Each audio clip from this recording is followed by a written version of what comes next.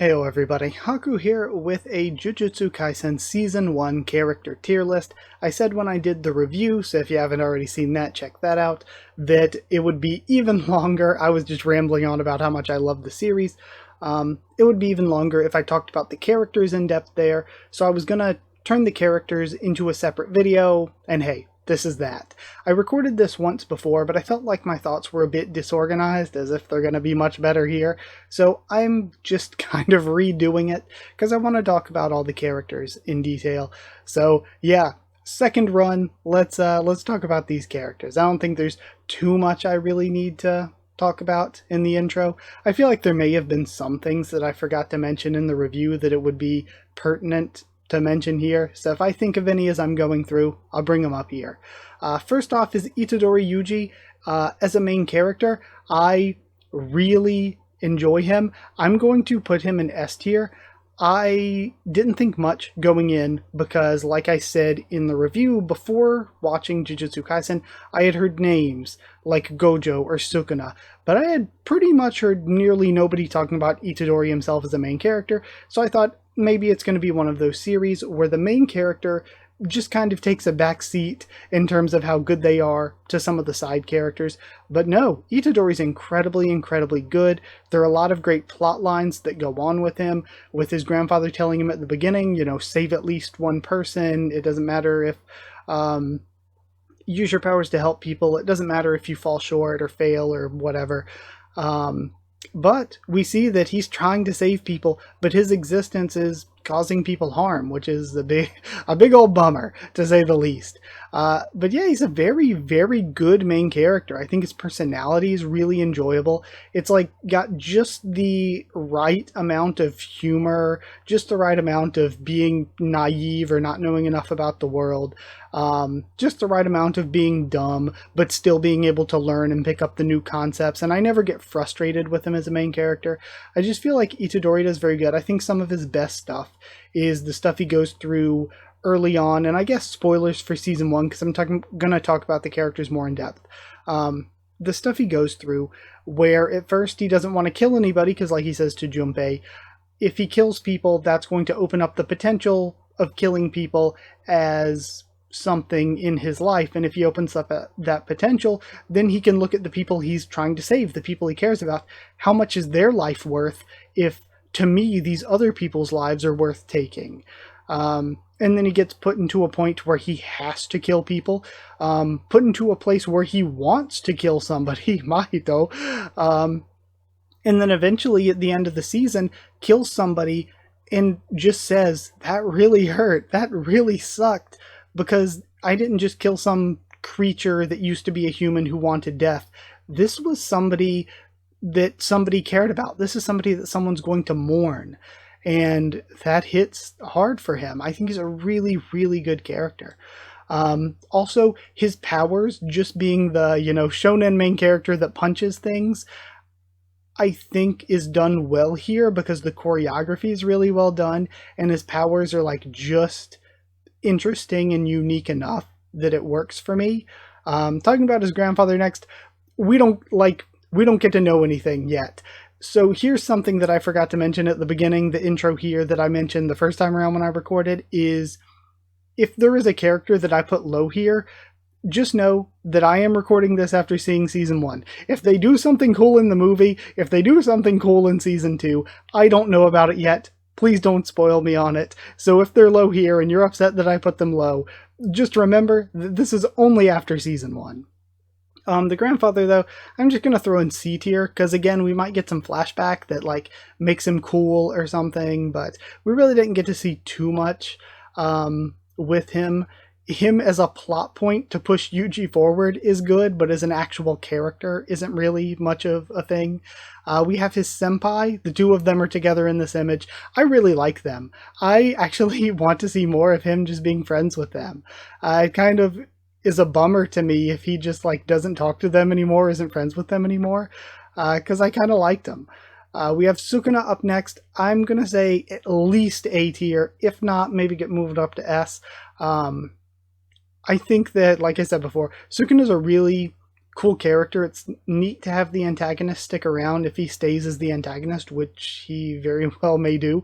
I think that he's going to be a character that, like I think I said in the review, he might not get redeemed exactly, but I do think he's going to be a tragic character. I think for him to be somebody who, like, over 1,000 years ago became the, like, greatest sorcerer, curse user, whatever, became like this four-armed, two-faced, false god curse, basically. For him to do that, his backstory is gonna go hard. Like, whenever we get that Sukuna backstory, like, you don't get to that position without a really crazy backstory.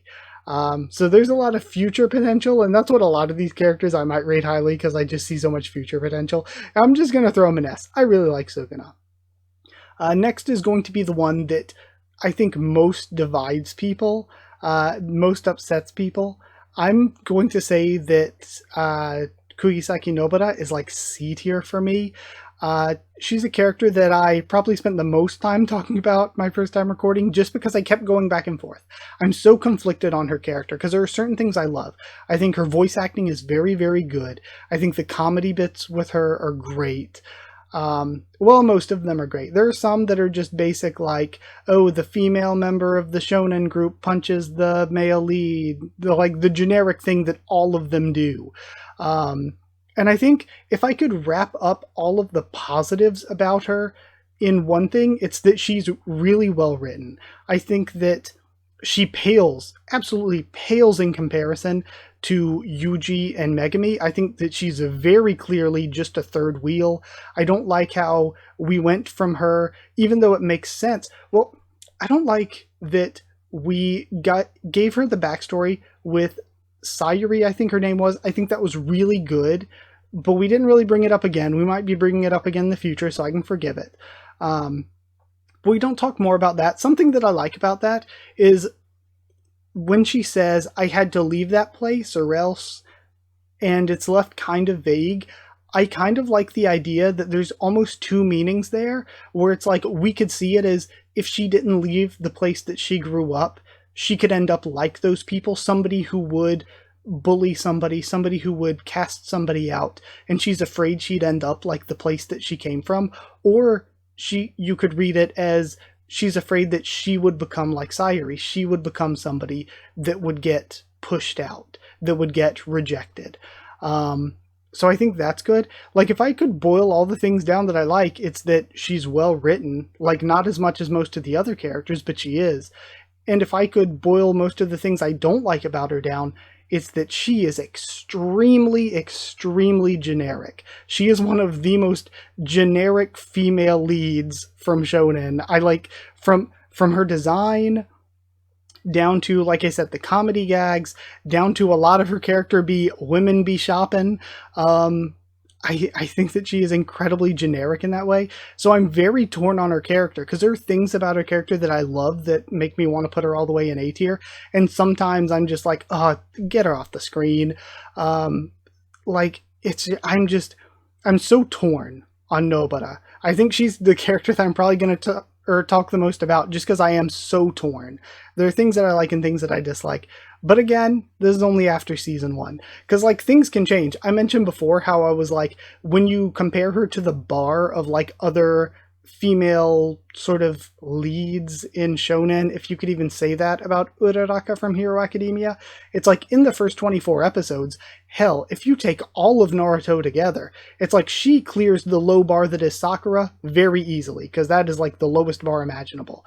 But if you take the low bar that is Uraraka, and you just take the first 24 episodes of each, like, Uraraka in the first 24 episodes does a lot more and has a lot more character development than Nobara. And I think I cut myself off in the middle of a thought earlier, where I was going to say, I don't like how we went to her being like, oh, I can't help this kid that's being held hostage, which makes sense. It's a kid being held hostage, but we jump immediately from that with, like, no time spent with her, no character development in between, jump straight to her taking down a special grade at the end. It's like, that feels like such an insane jump. And it's like, okay, maybe she was always that strong, but we just didn't have that journey. We just didn't get there. But yeah, comparing her in 24 episodes to Uraraka, it's like she does not clear that low bar, I don't think. But here's the thing, she could get so much better. She has so much potential, whereas Uraraka barely does anything throughout the like continued story of Hero Academia. So, you know, I don't know. Character I'm most torn on. Megumi is a character that I'm also putting in S tier. I really liked, like I mentioned in the review, I thought he was just going to be some generic no-name that gets taken out early on because I had never seen any art of him, never heard of him before. But he ended up being really well written. There's a lot of stuff there with him like talking about how he saves who he wants to save and then coming around to realize other people are caring about who they want to care about. I'm being a bit hypocritical. And I think that it shows like the effect that people like Yuji or Gojo can have on his life. The baseball stuff where he does a sacrifice bunt and it comes in later where Gojo's like, me and Yuji, even if we would have failed, we would have tried for a home run. But you didn't even try for a home run when you could have hit one. You didn't even try. You tried to sacrifice bunt. And how he spends this whole time, anytime that there's trouble, oh, I'll sacrifice my life. And Gojo has to tell him, there's a big difference between sacrificing your life for something and risking your life for something. So all of that was very good. His whole thing about what if you save somebody and they end up killing people, and then that ties back into Itadori where him being alive, him getting the Sukuna finger and being saved does cause the death of more people, and Yuji's like telling Sukuna, don't say that in front of Megumi. The connection with Megumi and Sukuna is very good and very cool. All of that's great. Ichichi, A tier. I love Ichichi. He's very fun. I enjoy when he's around. We don't see him much in the second half of the season, but I really loved him in the first half. There's not too much to say, though. It's one of those things where there are certain characters that it's like, do I want them to get more screen time? Because more screen time might mean death. But we have Gojo. Gojo I also really, really like, but I am just putting in A tier. I love Gojo's personality and some of the wisdom that he drops on Itadori, Yuji, and Megumi.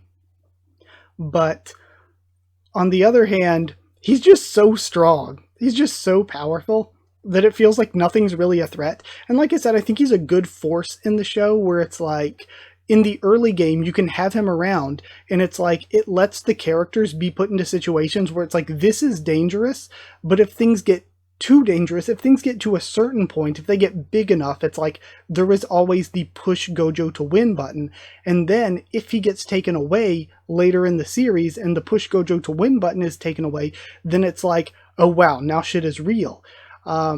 So he can serve a really great purpose in the story like that, but he's just so strong that it's hard for me to get as excited about him because he's like already so OP. We have Yagi. I'll just throw him in B tier. I think his name is Yagi, the principal. I really like him. I like the backstory with Panda. The way that he treats Itadori is very good.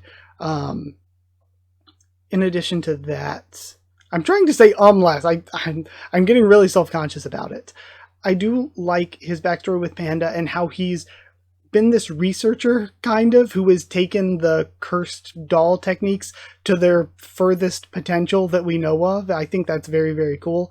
Next we have, I think her name is Choco Ieri. I think her name's Ieri. I keep getting her and the guy that's the last one I'm going to talk about, I keep getting them confused. Because one is like Choso, one's Choco. I think he is Choso and she is Choco. I kind of get them confused a bit with their name, but Ieri makes it easier. I'm just going to throw her in B for now because I'm excited to see more of her. I think her design and character is cool, but we haven't really seen much of anything yet. Then there's Nanami, easy S tier. I don't know if I could put Nanami over Megumi. I love Nanami. He's so good. He's so cool. And he's a character that oftentimes when we get characters like him introduced, I kind of don't expect much. I don't know what the series is going to do with him, but they did a lot with him. He got to do a lot and he got to be presented as very cool during the Mahito stuff. So yeah, big win. He also has one of my favorite voice actors. So yeah, really good. all the stuff with his Mahito fights was incredible. We have Megumi's sister, whose name I'm forgetting. Again, I'll just throw in C tier because much like the grandfather, we didn't see much yet, but I think that she could be a cool part of the story in the future. The Finger Bears, I'm going to put in D just because I like the design. I think that they serve as a really good antagonistic force when they're around. But they're not really characters. They don't really have character. Maki, I think, I almost called her Maki, I think I'm putting in S tier as well. Maybe I'm being unfair and she should just be an A for now, but I'll just throw her in S because I think she has so much potential as a character. I think that she is very, very good. The stuff between her and Mai is great, where Mai is like, why don't you stay with me at the bottom? Why don't you just live a normal life? But I like that Maki's like, I was born without powers, but I'm going to get to the top. It's easy to root for a character like that. She's like good and strong in her convictions. She has a lot of cool moments, and we haven't seen a lot yet, but I'm excited to see more. Panda, I think I would throw Panda in maybe B. Put him above Yagi. I think he's cool. I think he's neat, but I don't see huge potential. I mean, we still got to see the sister eventually. I don't see the hugest potential. The character's just kind of okay. He's kind of a funny gag character. It's like, haha, it's a talking panda. So you know, I don't see like the greatest from him, but you know, still good. I'll throw Inumata, I think is his name, in A tier. I love his design. I think he's really cool with the little bit we get to see of him. I think we're going to see a lot more in the future, just because some stuff, like, there's some stuff with a lot of these characters where we have had things held back from us, and because we've had things held back, I'm like, okay, that's gonna come up again in the future, so I feel safe that they're not gonna die until we see that come up again in the future. So he's really cool. I think he has potential. This is going to be my most hypocritical opinion yet. Geto in A or S tier, just because I love his design. I think he's incredibly cool. I love the villains in this. I love that they're just playing around, like when he's in his Hawaiian shirt or whatever that time. I love when they're just hanging out at the beach, when they're just playing board games. It's so great. The first time we get to see him is just going to a family restaurant with the curses. It's great. And Mahito is one of my two favorite characters. I think that he is incredible. I love the philosophical stuff with him, how you almost feel like sometimes he's trying to convince himself of the things he's saying, how he's kind of this childish little shit of a character. It's so, so good. His design is incredibly cool, very reminiscent of Shigaraki, like I've said. I just really love Mahito as a character. I think he's a great antagonist. He's so good. Jogo also is S tier. I'll put him below Megumi to be fair, but I love Jogo. He is so goofy. His goofy ass voice, his goofy ass faces. I love him. He is great. He is hilarious. So yeah, really, really, really like Jogo. Not too much to say. Hanami, I think I'm putting even higher in S tier. I love the character development that Hanami goes through during the second half of the season. The way that Hanami's still holding back, because they were just playing a role. I love the use of the female voice for Hanami. I think that's very good and very cool.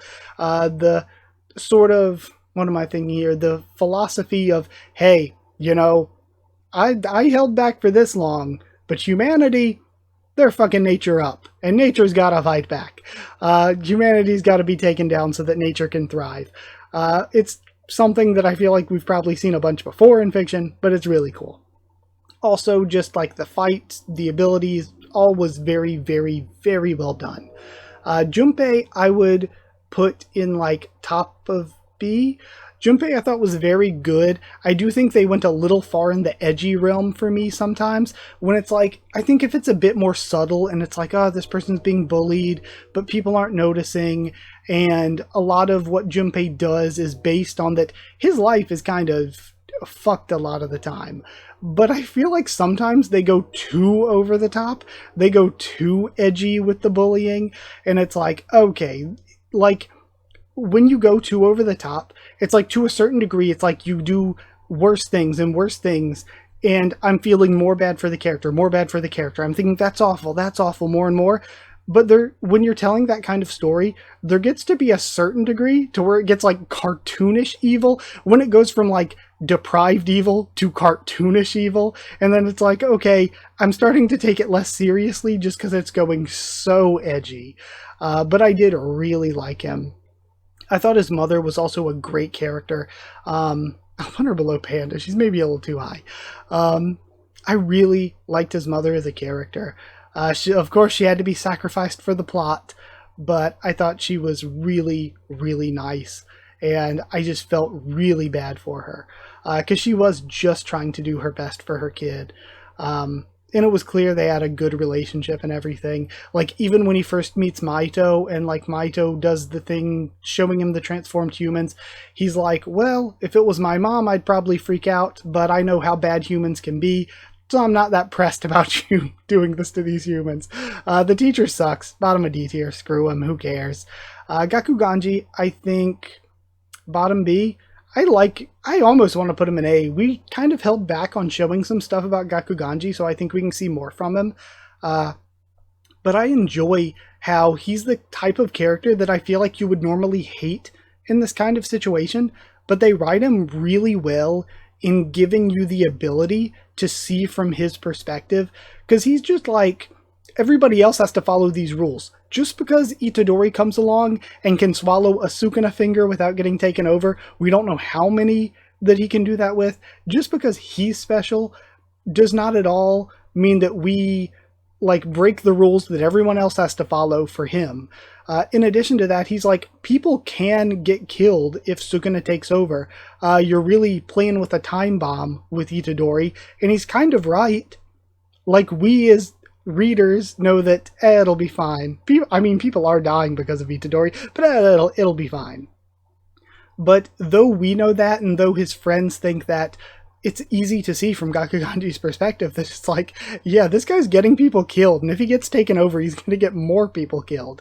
So I like that he's a character that would normally be hateable, but they write him in such a good way that it's like, yeah, I can see where he's coming from. I'm putting him high in B tier. I convinced myself. Maya I'm putting in A tier. I thought that her story was really, really well done. She was kind of a weak character in terms of like power, but that made sense. She doesn't have much powers, and also she's being forced to do this. They're making her be here. She's being forced to be here. She wants to be at home. But her and her relationship with Maki is really complex, and I love how complex and good it is. Also, she's kind of a jerk a lot of the time, but I like that we had the comedy gag in the Juju Sampo, or I don't even know if it was in the Juju Sampo or just an after credit scene. I think that adds more to her. We have Takara-chan, I'll just put in C tier. I mean, she's kind of just a nothing joke character. We barely get to see the real her compared to the imaginary her. I think her name was Takara-chan, but I think that she's a very funny inclusion, especially in Toto's, like, sort of mental images where he's thinking about things in 0.1 seconds. Speaking of, Toto, I think, is number one, even above Maito. They're my two favorites. Toto's incredibly good at being a comedic character and also incredibly good at being a serious character. The jokes surrounding him are some of the best in the series. The fights surrounding him are some of the best in the series. The actual, character discussions, the deeper stuff that he imparts to Yuji are some of the best stuff in the series. Like, he is good in every aspect. Plus, we still have things we haven't seen of him. We haven't seen his full backstory with the woman who shows up, who has a curse, who's probably strong if she was the one who influenced him, if she's the one that Yuji reminds him of. So we still have so much more to see of him. He is, like, so great. Next we have Useless Miwa, who I really like. I'm going to put up here. I think definitely better than these two. I could actually argue that Inomata hasn't done that much, so I could put him in B even though I like him. I could put him in B because... No, A, because I like his comedy gag. Next we have Dumb Truck Witch herself, Nishimiya Momo. I really like her. She didn't do that much. She didn't have that much character. This is based purely on I really like her. Her hair is kind of silly, but... I don't know. I thought her fight with Kugisaki was really good, and it's just one of those things where we have the absence of things I dislike about Kugisaki, the absence of things that I'm kind of on with the B tier characters, but with things I like. I hope we get more of her. She didn't really get too much actual character development. But yeah, just simple like her. I love Mekamaru. He's hilarious as a meme character, but also on a serious note, I really liked his character in general. I hope we get to see more of him. I would also put him in A. I wouldn't put him above Mai, though, I think. But I do really like him. I like the joke of Miwa bringing him the batteries. Miwa's such a great character, too. She's such a nice person, and I love how Maki makes a joke about it, where it's like, are you sure you're okay hanging out with the others? Aren't you too nice? Noritoshi, I'll put in B because I think he got to show even less personality than Momo, but I really liked his backstory stuff so much. It was some of my favorite backstory stuff, even though it was brief, and it makes me want, like, and the stuff he talked about with Yuji was so good, that baseball scene was so good, it really, really makes me hope they handle him well in the future. But there also are some things about him that, much like Nobara, I think are a bit generic. He very does feel like a Neji. So I hope he gets handled well in the future. We have Utahime, I think is her name. She doesn't really do anything at all character-wise, but I love her. She's kind of best girl. I love her a lot. I love the Miko design. I like Miko designs in general. I think her relationship with Gojo is hilarious, so I do want to see a lot more of her. I would put her just below him, because I think just below Noritoshi, because I think he had more going on. But I love her, and I want to put her even higher. Next we have Mei or Mai. I think it was Mei. I like the way she controls crows. I think her design's cool. She looks like the guy from Black Clover. I think she's interesting. I'd like to see more of her in the future, but I think we saw pretty much nothing of her, in my opinion, this season. So other than, like, she likes money, but again, I've seen that character archetype a million times. So I'll put her at top of C for now, but again, this is only season 1. She could do cool things in the future, easily go up to A or S, because I think she has potential to be really cool. Next is this guy, can also go in D. He didn't do anything cool whatsoever. He's just, like, he barely had a character at all. He wasn't very funny. He didn't have any good fights. Like, even his jokes, like, he got a Juju Sampo and it was the most dull one. The only saving grace it had was Mahito at the end saying no one needs it. So yeah, he just wasn't a very funny character, didn't have a great design. Don't expect anything from him in the future. Next we have this guy whose name I don't even know. I love how they were like, oh, barriers down, run away, just beats it out of there. So that was funny, but again, they've done basically nothing. So I would put, like, bottom of C. They've done basically nothing, and they're kind of a jerk. They tried to kill Hanami until Mahito showed up and was like, what do you think you're doing, human? Then we have Nita, again being hypocritical. I'm putting Nita up in A tier somewhere. I don't know. I love her way of speaking. I love her design. She's really, really funny. Even at the end of the season where she's yelling at all of them from the bridge is very funny. After they ran away and went through this life or death struggle. I really, really, really enjoy Nita, and hope we get to see more from her in the future, but also partially don't, because I don't want her to die. Next we have Kechizu. I love the way that Eso yells his name. Kechizu, though, I kind of will just put in D tier, because the design is just basic ass cursed design. Like, even though they're supposed to be a special grade and everything, their design is basic. Their fight is really nothing. It's basically an Eso fight, not really a Kechizu one. Even though their powers are connected, it's mostly just Eso doing everything. And their personality isn't really much of anything either. They're kind of just there to be the thing that Eso and Choso, I think is his name, the thing that they get upset about, basically is just there to be that. Doesn't really have much character on their own. Eso, though, I can't put Eso above Gojo. I can't put Eso above Gojo. I was going to say S tier, but I'll just go A. I love Eso. I think Eso is really cool. I like the stuff at the end. I was really sad. Like, the brothers have one of the saddest backstories that we got to see, and we barely got to see any of it. We might get to see more with Choso, maybe. And also just the death scene was really, really sad to me. I really felt for Esso and Kechizu. And it was mostly because of Esso. Esso had the personality. I think Esso's voice actor was really great. The music did add into the fight and the death and everything. So yeah, that's where I would put them. Choso did pretty much nothing, but they look really cool. And it's like they're going to do something cool in the future. I just know it. So I'll just throw them. I can't put them above an actual character like Nobara, so I'll just throw them in C tier, but I'm excited for the future. So yeah, this is where I am after season 1. Like I said, this is just a season 1 thing. Hope you enjoyed. Thank you so much for watching. Like if you did like the video, comment down there. Tell me what you thought of my thoughts. If you have any thoughts of your own, please don't spoil me though. I will be watching the movie soon, then I'll do a video on that, and then I'll watch season 2 eventually and do a video on that. So thank you so much. Like, comment, subscribe, follow on Twitter if you want. If you're linked to the Discord server, it's free and open for anyone. If you'd like to get One Piece a bit early, if you'd like to get shoutouts at the end of every video, you can become a patron or channel member. Just hit join down below to become a member, or go to patreon.com/Haku of the Tubes, or a link will be in the description if you want to become a patron. Thank you to people who are patrons and members. Oh, my face cam's messed up because of the scene I was on. Thank you to Joseph Regular, Evan Holly, Magical Girls, Evernoto and Smeller Dog, Sheridan Student, David Langstaff, Slayer Candidates, SG and Stan Cedar, and Pure Element, Patiar Diallo. Thank you all so much for your support, and thank you all so much for watching. I really appreciate it, and I hope you did enjoy somehow. Thank you, and I'll see you all next time.